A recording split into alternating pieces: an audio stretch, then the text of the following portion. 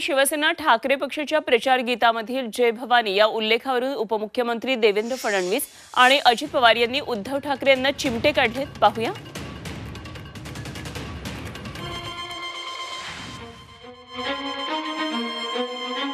शस्त्रनाद होऊ दे, रणदुंदुभी वाजू दे, नाद घोष गरजू दे.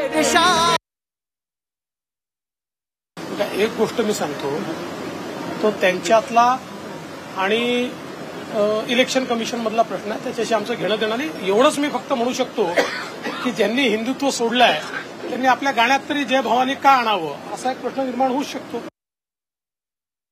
पुढे काय करावं हा ज्याचा त्याचा प्रश्न आहे.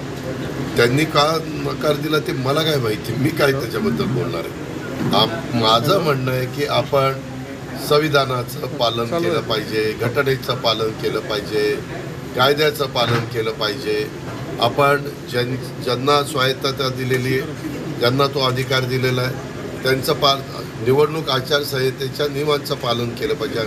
सगळ्यांनीच, आम्ही पण केलं पाहिजे, समोरच्यांनी पण केलं पाहिजे.